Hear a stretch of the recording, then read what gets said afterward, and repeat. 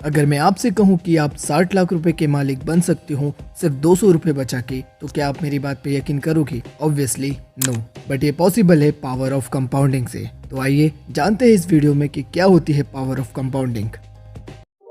Hi guys, अगर आपको finance के बारे में थोड़ी सी भी नॉलेज है तो आप ये दादा को जानते होंगे। जी हाँ, ये है the God of investor Warren Buffett.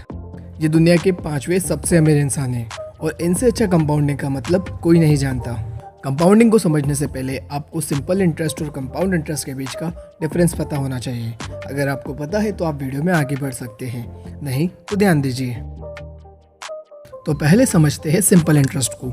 मान लीजिए कि आपने 100 रुपये 10% इंटरेस्ट के साथ इन्वेस्ट किए, जो कि अगले साल 110 रुपये हो जाते हैं।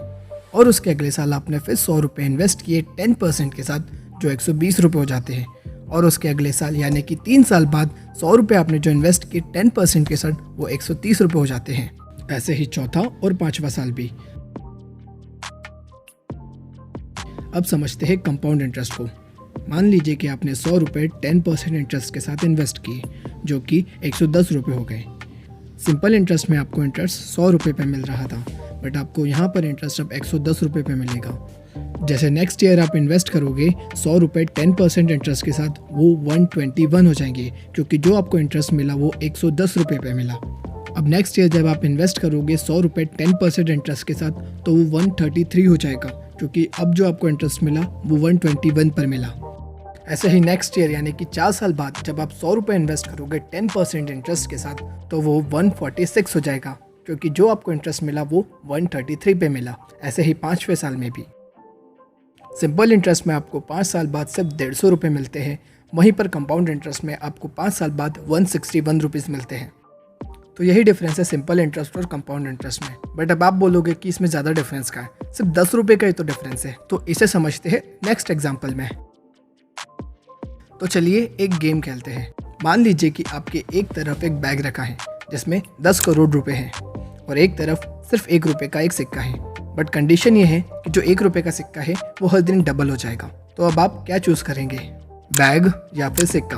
अब आप बोलेंगे कि कैसे सस्ते नशे करके बैठा है, हम तो ऑब्वियसली 10 करोड़ रुपए वाला बैग ही चूज़ करेंगे ना। और वो 1 रुपये का सिक्का क्यों ले, भले ही वो डबल होगा, पर 30 दिन में 10 करोड़ रुपए थोड़ी ना बन जाएगा। And that's a point. आपके 10 करोड़ रुपए खर्च ना करने पर भी 30 दिन में 10 करोड़ रुपए ही रहेंगे। पर जो 1 रुपये का सिक्का जो हर दिन डबल हो रहा था, वो 10 दिन में 1000 रुपये हो जाएगा। अगले 20 दिन में वो 10 लाख रुपए हो जाएगा और 25 दिन बाद वो 3 करोड़ 35 लाख रुपए हो जाएंगे। बट ये अभी भी 10 करोड़ रुपए से कम है। अगले 5 दिन में वो 1 रुपये का सिक्का 107 करोड़ रुपए हो जाएगा। और यही है the magic of compounding. But मैं कहूँ कि यहाँ एक प्रॉब्लम है, जिसे अपन नेक्स्ट एग्जाम्पल से समझते हैं। एक बार एक इंसान ने वॉरेन बफेट से पूछा कि आपके अमीर होने का राज तो बहुत सिंपल है, तो हर कोई इसे यूज़ कर अमीर क्यों नहीं हो जाता? तो वॉरेन बफेट कहते हैं कि मेरे अमीर होने का राज तो बहुत सिंपल है, but the way of success, यानी जो मेरी सक्सेस का रास्ता है, उसमें बहुत ज़्यादा कंसिस्टेंसी और बहुत ज़्यादा पेशेंस है। और आज के युद्ध में इन्हीं चीज़ों की सबसे ज़्यादा कमी है। और जो सही बात भी है, अगर आज आप 100 रुपये इन्वेस्ट करते हो तो आपको चाहिए कि वो एक ही दिन में डबल होकर आपके पास आ जाए, जो कि पॉसिबल नहीं है। हमने प्रीवियस एग्जाम्पल में भी देखा कि जो 1 रुपया 100% रेट ऑफ इंटरेस्ट के साथ डबल हो रहा था, वो 25 दिन में 3 करोड़ रुपए ही था। बट अगले ही 5 दिन में वो 107 करोड़ रुपए हो गया। मान लीजिए कि आप 29th डे पे कह देते कि बस अब मुझे इसे डबल नहीं करना है, तो आप अपना 58 करोड़ रुपए का नुकसान करा बैठते हैं। कंपाउंडिंग के अंदर पेशेंस एक डिसएडवांटेज नहीं बल्कि एक अपॉर्चुनिटी है हम जैसे युद्ध के लिए। भले ही हमारे पास पैसों की कमी है, पर हमारे पास समय बहुत सारा है। और compounding is totally depends upon your golden time. तो फ़र्क नहीं पड़ता कि आपके पास ज़्यादा पैसे हैं या कम, जितना जल्दी आप इन्वेस्ट करोगे उतना ही द मैजिक ऑफ कंपाउंडिंग को जानोगे। और जो मैंने थंबनेल में लिखा था उसका लाइव प्रूफ दे देते हैं।